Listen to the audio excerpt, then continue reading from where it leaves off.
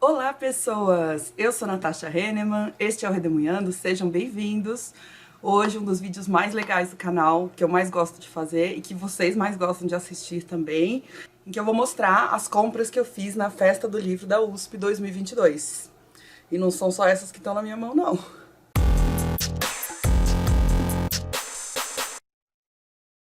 Bom, como vocês já sabem, sou uma grande fã da Festa do Livro da USP, que nada mais é do que uma grande feira do livro, em que todas as editoras que participam, e são várias, precisam dar um mínimo de 50% de desconto em todos os livros que eles levam para a feira. Mas esses descontos são dados sobre o preço de capa do livro, tá? Não é sobre o preço, por exemplo, que está na Amazon, ou um preço de quando tem promoção. É o preço cheio do livro, e as editoras têm que dar pelo menos 50% de desconto quando vão lá para a festa da USP. Se você quiser ver, eu tenho vídeos dos outros anos que eu participei também, porque na verdade eu estudei na USP de 2006 a 2010 e também participava quando eu era aluna lá, mas eu ainda não tinha canal, então não gravei. Mas desde que eu tenho, todas as vezes que eu frequentei ou que eu comprei online, eu mostrei aqui pra vocês, então eu vou deixar a playlist das compras da Festa do Livro da USP aqui nos cards e também no box de descrição, se você quiser dar uma olhadinha. Falando em comprar online, a Festa do Livro da USP em 2021 e em 2020, se eu não me engano também, fez uma versão online e que foi bacana porque atendeu a vários estados e a várias cidades diferentes, já que a festa acontece presencialmente na cidade universitária, que fica dentro da cidade de São Paulo. Então, quem não consegue ir até São Paulo nesses dias em que acontece a feira, pôde também participar à distância, virtualmente. Mas agora, em 2022, a Festa do Livro voltou a ser presencial, e exclusivamente presencial, e aí ficou por conta de algumas editoras se quisessem fazer online. Mas a Festa do Livro da USP mesmo, oficialmente, agora é só presencial. Isso tem muitas desvantagens, né, para quem não é da cidade de São Paulo. Eu sou do interior de São Paulo, mas eu tenho possibilidade de ir até São Paulo, porque a minha cidade é próxima, ela fica a 1h30 de São Paulo, capital. Mas é claro que isso prejudica quem não pode ir até São Paulo e gostaria de comprar com esse descontão aí de 50% online. Mas várias editoras fizeram uma promoção conjunta do presencial e do online durante o período que foi a feira.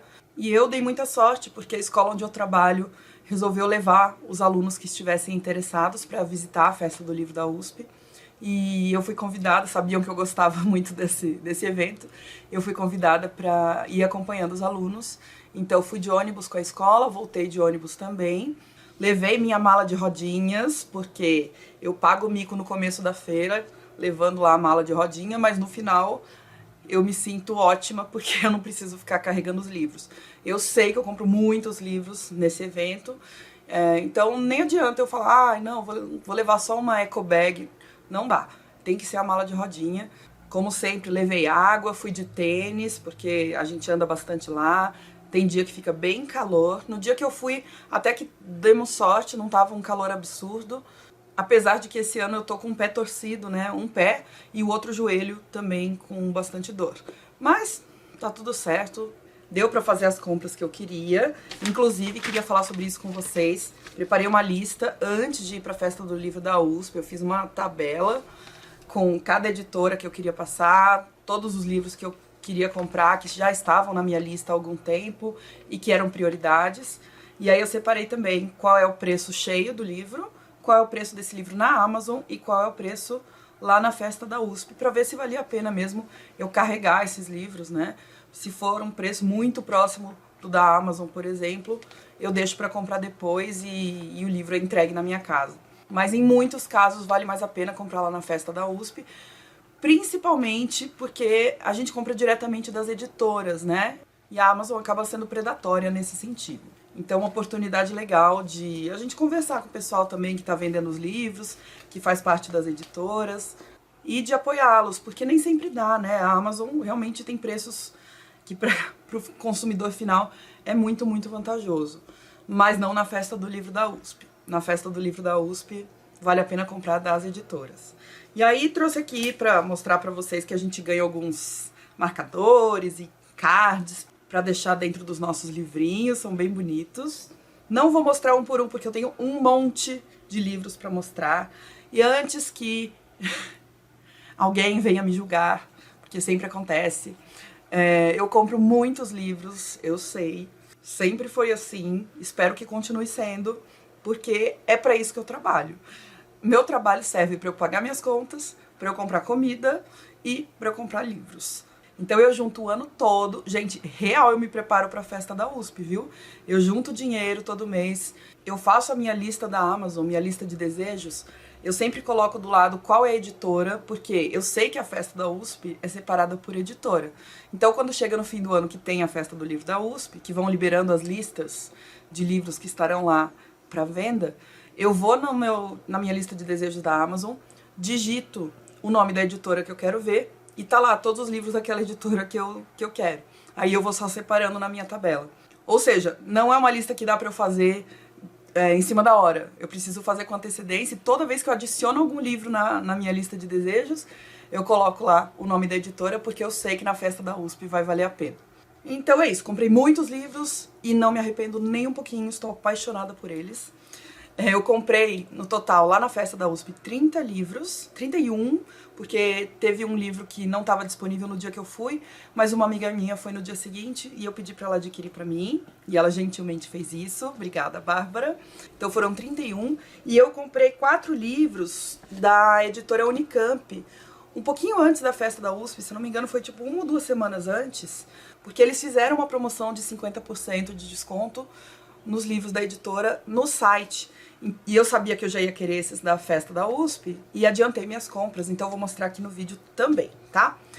O último recado antes de eu mostrar os livros é que eu vou deixar aqui embaixo na barrinha do YouTube o tempo de cada editora, tá bom? Se você tiver mais interessado em ver o que eu comprei em uma determinada editora, é só você ver aqui na barrinha vermelha do tempo do vídeo e selecionar a editora que você quiser ver, mas vale muito a pena ver tudo, porque as dicas aqui são muito boas, tá?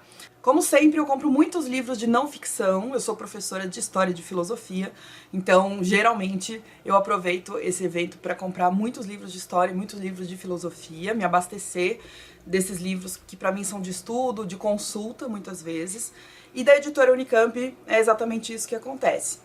Então vou começar mostrando para vocês os que eu adquiri na editora Unicamp, pelo site, antes da festa do livro da USP, mas que eu compraria na festa da USP de qualquer maneira, tá?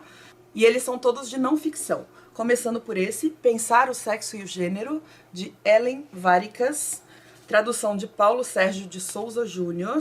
A autora é francesa e ela vai esmiuçar um pouquinho esse conceito de gênero, de onde ele vem, como é que ele atua sobre as mulheres em diversas áreas, mostra como a fabricação de diferenças é parte constitutiva das relações de poder, vai falar sobre como esse conceito de gênero muda os estudos relacionados à mulher. Então, não é um livro grande, ele é pequenininho, ele tem 115 páginas, sem contar a bibliografia lá no final, e é um livro bem básico para falar sobre gênero. Também comprei Racionalidade, uma história universal, de Silvio Vieta, pesquisador e professor alemão, e ele vai falar sobre a ideia de racionalidade, o conceito da racionalidade, razão, e o quanto isso vai variar ao longo do tempo. Aliás, ó, o sumário é bem detalhadinho, foi uma indicação do Vitor Lima, do canal Isto Não É Filosofia. Comprei um que estava há muito tempo na minha lista e eu sempre deixava para depois. É o História e Memória, do Jacques Le Goff, tradução de Bernardo Leitão, Irene Ferreira e Susana Ferreira Borges.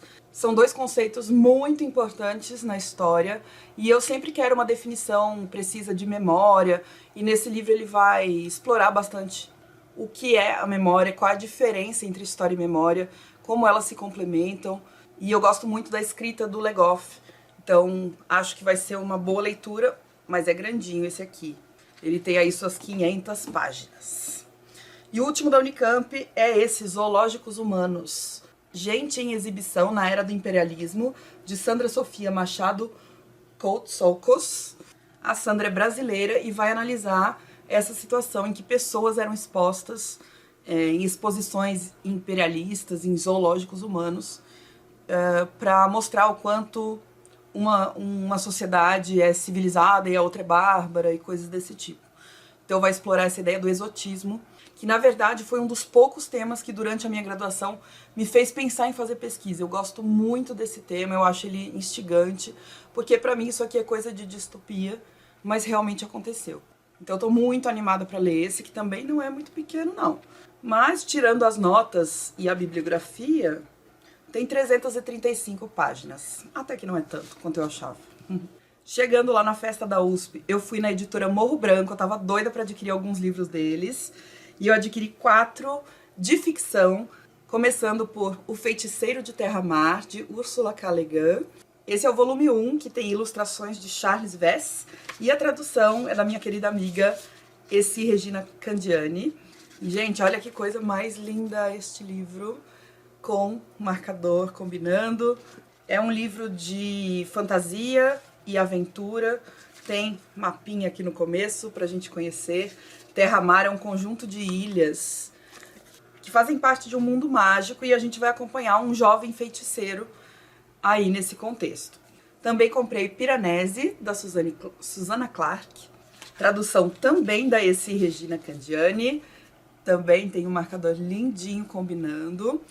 E esse livro, eu entendi que é um livro meio labiríntico, fantasioso também, ele tem aqui sempre a figura do labirinto, e conta a história do Piranesi, que vive bem, bastante solitário, na casa, a casa com C maiúsculo, e num determinado dia começa a aparecer alguns escritos, algumas mensagens rabiscadas no chão, feitas de giz, e isso significa que tem mais alguém ali na casa. E eu vi gente já falar que foi uma das melhores leituras do ano, eu vi gente ficar confusa com a leitura, mas eu tenho a impressão de que eu vou gostar muito. Também comprei A Casa no Mar Cerúleo, de T.J. Clune, cujo autor é estadunidense, e é um livro, pelo que eu entendi, infanto-juvenil, que vai falar sobre um homem também solitário, que tá com 40 anos e vai meio que ser obrigado, vai ser convocado para ir até um orfanato meio confidencial, que lá tem algumas crianças, 6 crianças extraordinárias.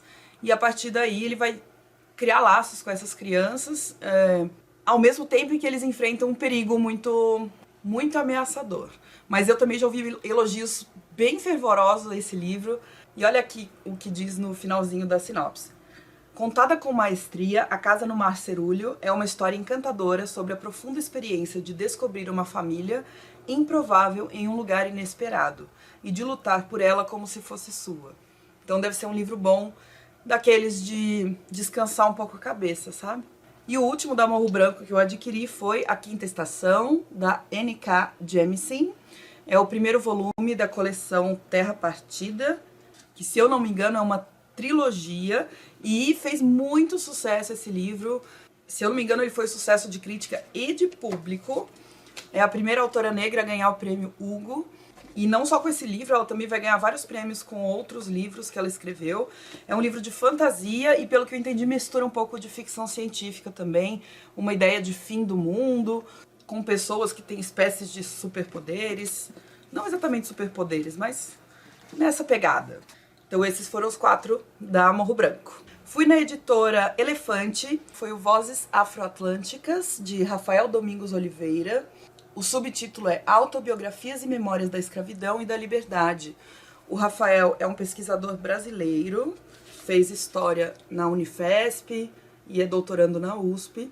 E ele escreve sobre autobiografias e biografias de escravizados e ex-escravizados. E ele vai se focar aqui nas décadas de 1770 até 1890, principalmente na América do Norte. Ele vai analisar a importância dessas autobiografias para recuperar narrativas e para construir uma historiografia da escravidão que leve em conta mais as vozes das vítimas, né, de quem foi escravizado, do que dos escravizadores. Nossa, que lindo! A Elefante tem um cuidado gráfico muito grande, né? E eles sempre colocam fotos, ilustrações que enriquecem bastante a experiência de leitura. Fui numa editora que eu nunca tinha ido, não conhecia, na verdade, e me surpreendeu bastante. Eu saí só com 2 livros, mas eu acho que da próxima vez eu vou levar mais, que é a editora Odisseus. Eu trouxe para casa um livro mais tranquilo em relação à escrita, que é Platão e Aristóteles, O Fascínio da Filosofia, do Marcos Engano, que faz parte de uma coleção que eles têm chamada Imortais da Ciência, coordenada pelo Marcelo Gleiser. É um livro bem introdutório, só que ele vai se focar em como as teorias filosóficas de Platão e Aristóteles influenciaram na ciência, porque essa coleção de cientistas apresenta biografias e obras de cientistas.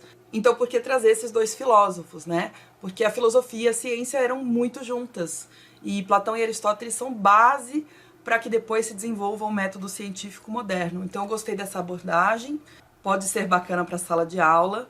E o autor, Marco Antônio Zingano, é filósofo pela URGS, a Federal do Rio Grande do Sul, e doutor especialista em Aristóteles. E o outro que eu trouxe da editora Odisseus foi A Questão de Sócrates, uma introdução de Eckhard Martens, tradução de Vicente Sampaio. Um livro em capa dura. Eu me surpreendi muito com a qualidade dos livros da Odisseus. Tava com medo de que fosse um pouco menos rigorosa do que eu esperava, mas não é.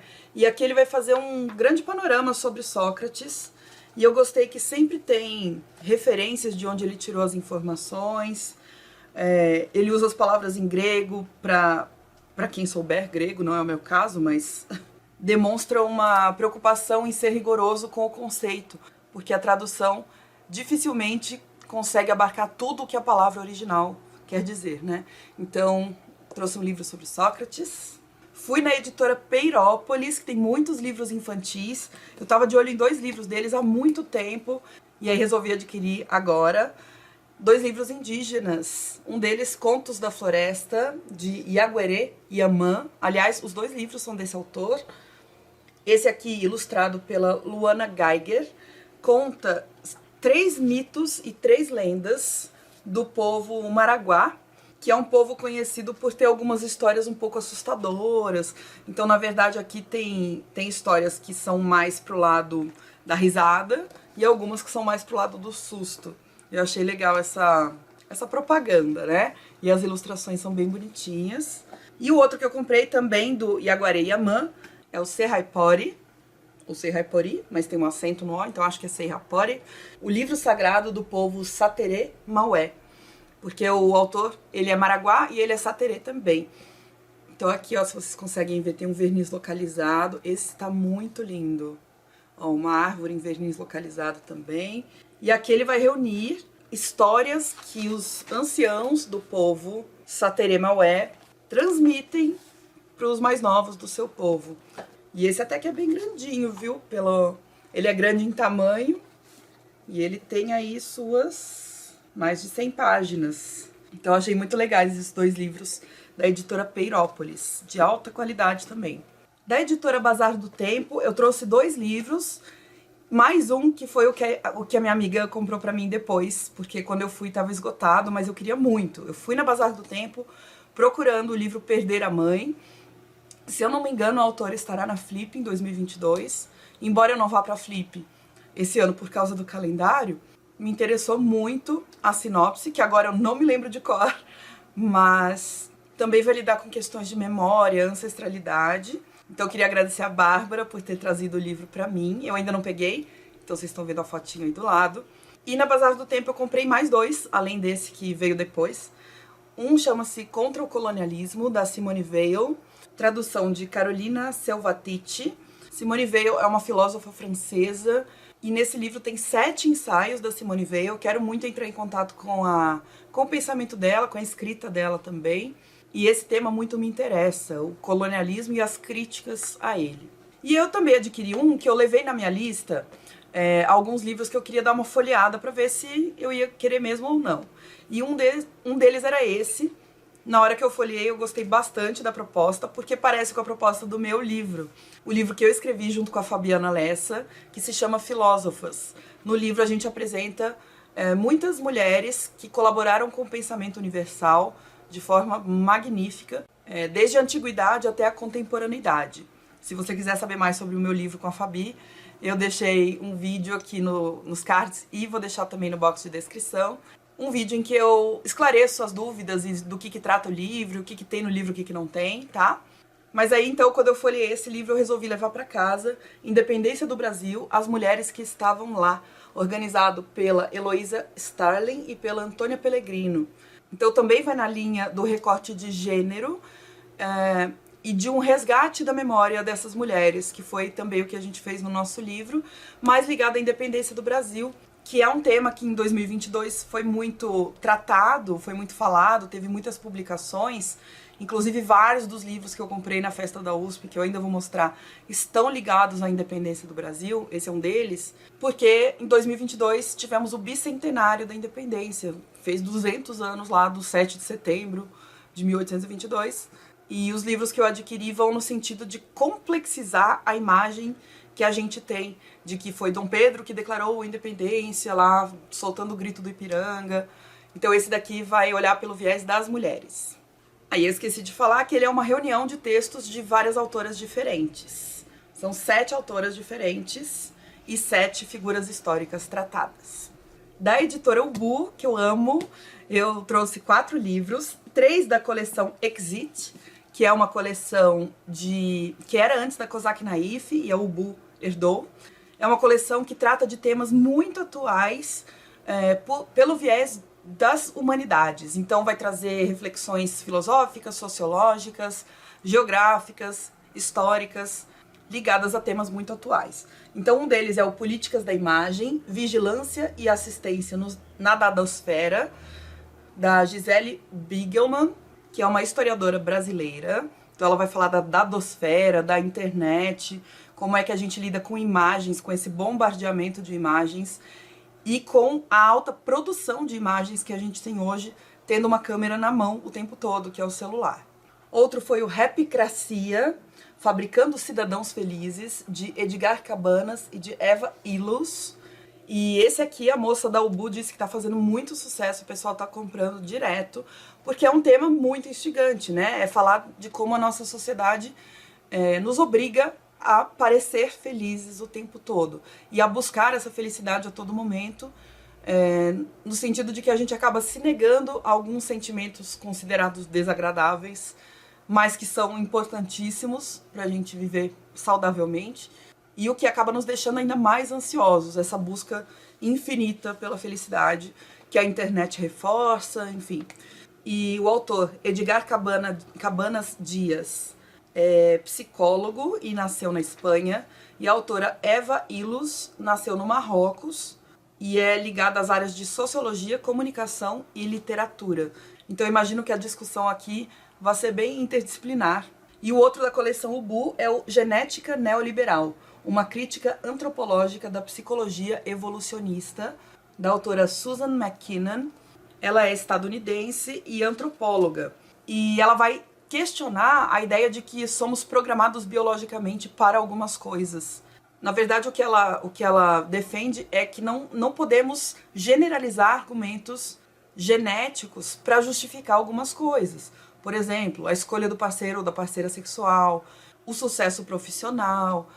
E é um tema muito importante porque lida com genética, que é uma ciência relativamente nova e que gera consequências éticas que podem ser muito graves para a nossa sociedade. Então, também muito legal a reflexão trazida aqui. E o quarto livro da Ubu que eu trouxe é um livro que eu achei muito inusitado. Foi alguém que me recomendou aqui no canal, nos comentários. Muito obrigada. Eu não lembro quem foi. Será que foi a Jaque? Bom, quem foi, por favor, me lembra aí nos comentários que fui eu que indiquei. É o livro Autodefesa, da autora Elsa Dorlin, que é uma filósofa francesa. E nesse livro ela vai falar sobre... Eu vou ler aqui na orelha um trechinho para vocês entenderem o que é o livro. A autora argumenta que em certas sociedades há sujeitos que têm direito a se defender da violência e outros que não, são sem defesa. Porque ela vai partir de um caso de um homem negro que não tinha feito nada e que a polícia abordou de uma forma super violenta, mandou ele sair do carro, e ele queria resistir a isso porque ele não tinha feito nada. Mas a polícia mesmo assim o agrediu de maneira muito cruel e numa desigualdade imensa de de situação, né? Porque a polícia tinha armas de fogo e tudo. E no julgamento, esse caso foi filmado, e no julgamento os policiais foram absolvidos porque eles alegaram legítima defesa. Então essa ideia de que algumas pessoas têm direito à defesa e outras não. Neste livro, Dorlin, ou Dorlan, deve ser Dorlan, né? Dorlan traça uma genealogia das formas de autodefesa em distintos contextos de dominação, da resistência de escravizados durante o período colonial ao jiu-jitsu das sufragistas em Londres nos anos 1890, dos panteras negras nos anos 1960, às patrulhas queer nos 1970, a autora mostra como, ao longo da história, a legítima defesa foi sempre garantia dos sujeitos em posição de dominação, e não das populações racializadas e discriminadas. Para estas, resta a autodefesa, técnicas de luta e um modo de politização da vida. Que sinopse é essa? Deus, eu quero ler tudo logo. Fui na editora Boitempo e trouxe 2 livros. Um deles, que eu tava querendo há muito tempo, O Patriarcado do Salário, da Silvia Federici. Tradução também da Essi Regina Candiani. Aliás, eu esqueci de colocar os tradutores em alguns livros anteriores, né? Esqueci de falar. Desculpa, gente. Eu vou deixar por escrito, pra não ficar o vídeo tão longo e ficar indo e voltando. Mas nesse livro, a Silvia Federici vai analisar a teoria do Marx, relacionada à exploração, né, à denúncia da exploração humana, mas vai criticá-lo no fato de que ele ignorou o quanto as mulheres são exploradas no ambiente doméstico. Então ela vai questionar essa ideia de que o trabalho doméstico deve ser feito gratuitamente, por amor, e vai analisar como isso foi ignorado pelas tradições marxianas e marxistas também, né? E é um livro de artigos, de textos pequenos, no mesmo formato do Mulheres e Caças Bruxas, que eu gostei muito da autora. E mais um sobre a independência do Brasil, que eu trouxe, também da Boitempo, Independência do Brasil, a história que não terminou, organizado por Antônio Carlos Mazeu e por Luiz Bernardo Pericas,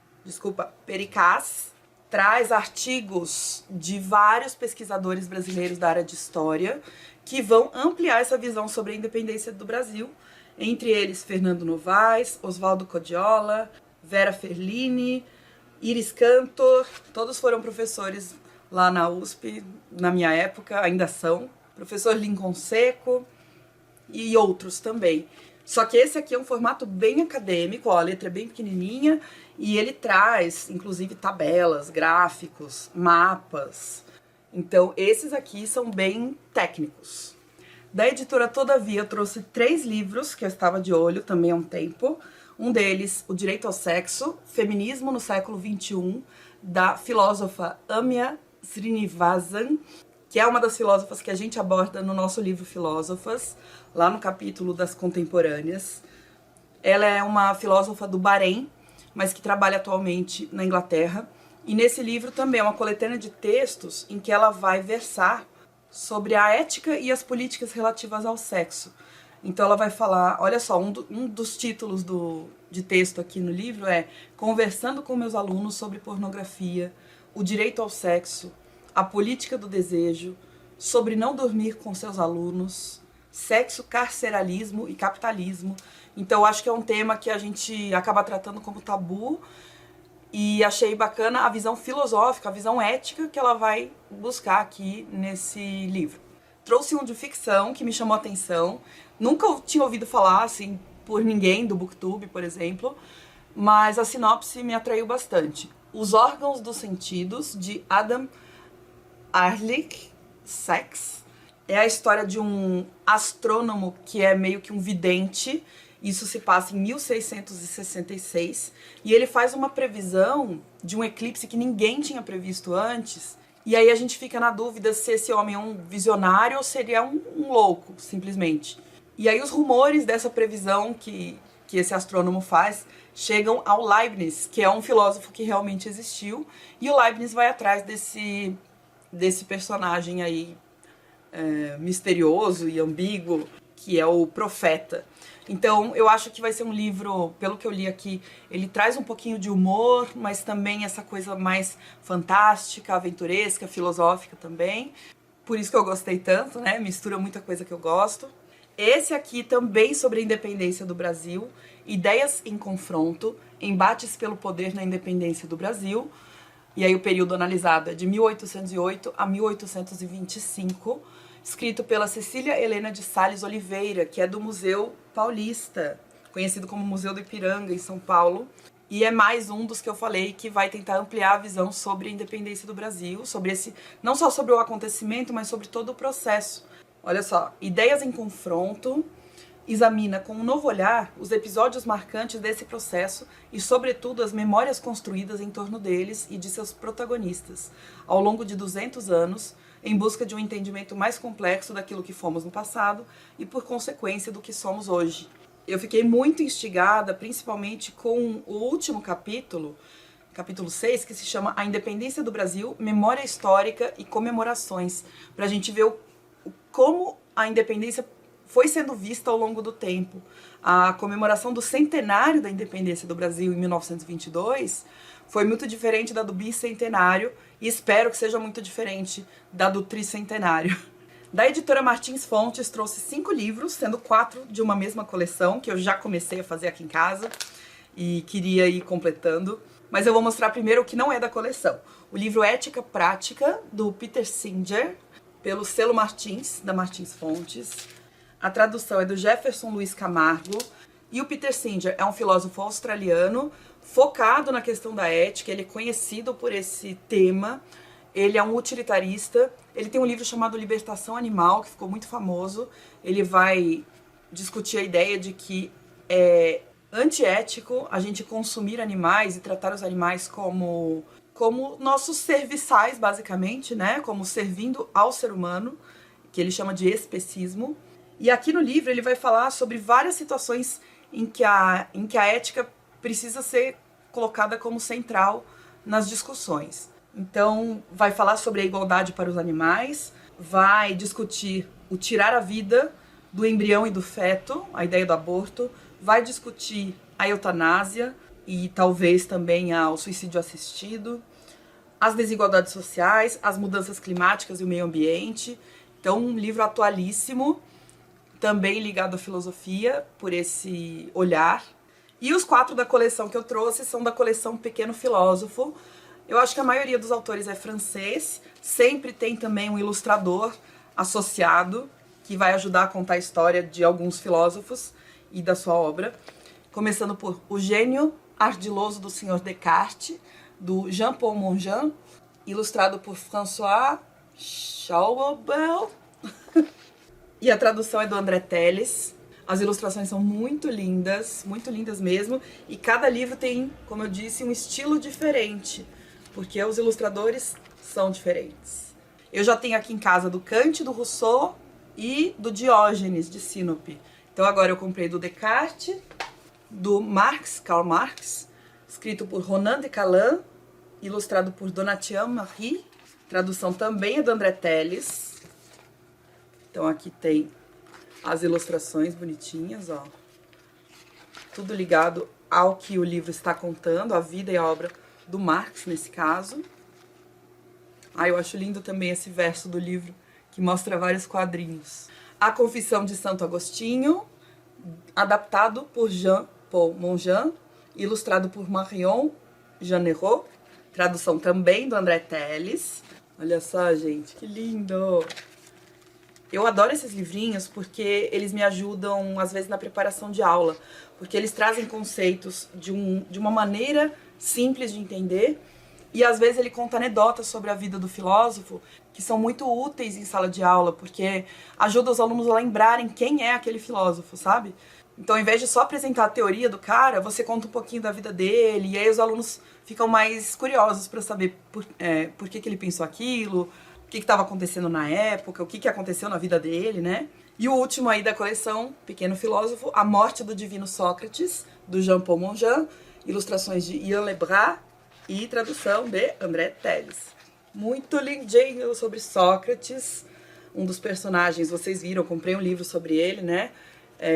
É um dos personagens que eu acho também mais instigantes da história da filosofia, porque ele mesmo não deixou nada escrito pra gente, então a gente só conhece coisas de fontes secundárias. E o cara se tornou um marco da filosofia, mesmo não tendo escrito nada, olha só. Muito lindo e fofo, como sempre.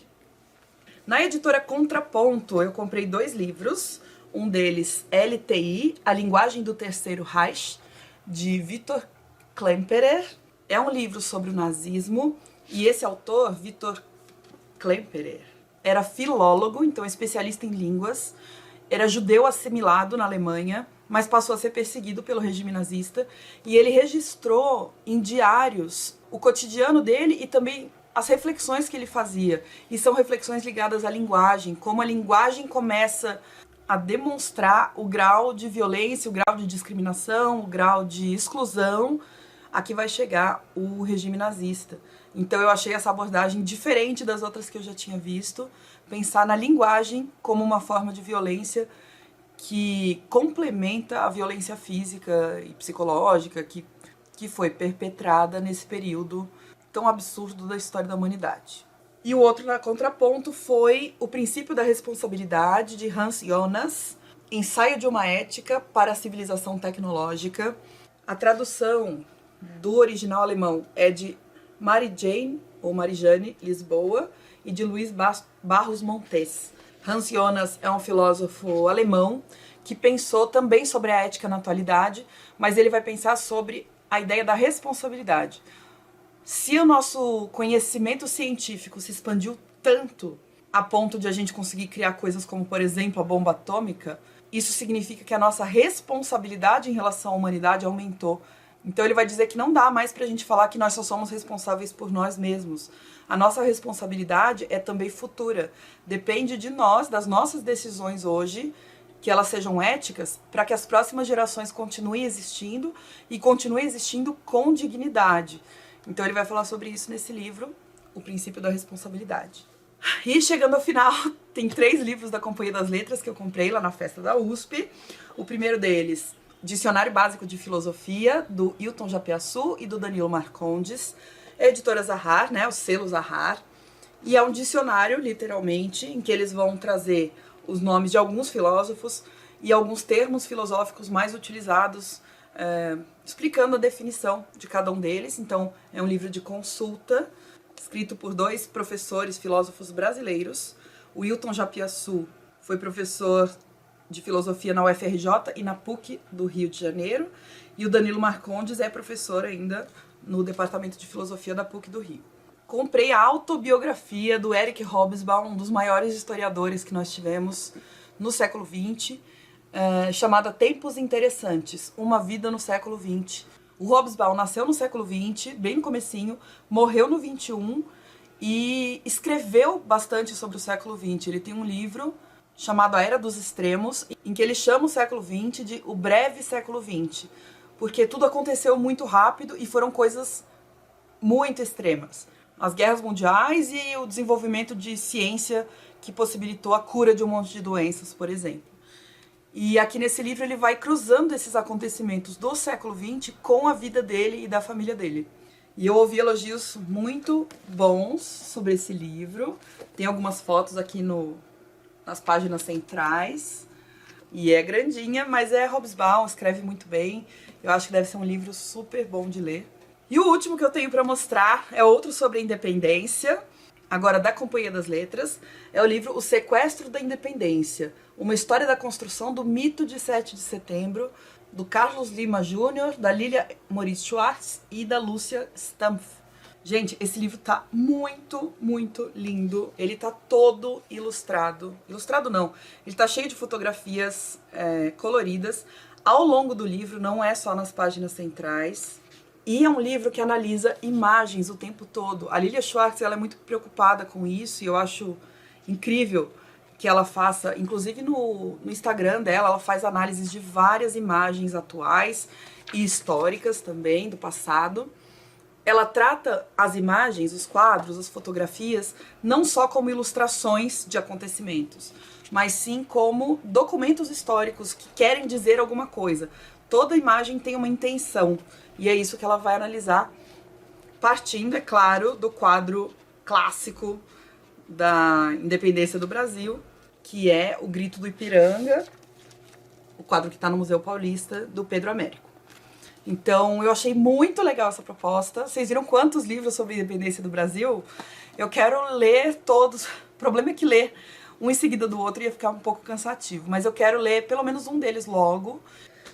Fechei o vídeo, mostrei todas as minhas compras da festa do livro da USP, mais os do site da Unicamp, né, que eu fiz um pouquinho antes, mas que entrou aí na conta da festa da USP. Então eu agradeço muito vocês terem assistido. Desculpem, eu falo bastante, né, mas é que eu quero que vocês conheçam um pouquinho do livro também, não quero só mostrar o título e o autor. Então os vídeos acabam ficando um pouquinho longos, mas eu acho que vale a pena. E então, obrigada pela companhia. Me digam aí nos comentários quais desses livros vocês gostaram mais, por qual vocês acham que eu devo começar, porque a briga aqui tá bonita, assim, tá intensa. Eu quero ler tudo, vocês viram, né? Eu vou apresentando o livro e falo, acho que eu posso pegar esse pra ler agora. Aí eu apresento o próximo e falo, esse aqui... a gente dos livros é assim, a gente é muito apaixonado, né? Beijo, deixa um joinha pra mim, não esquece, que sempre me ajuda muito. E a gente se vê no próximo vídeo. Tchau!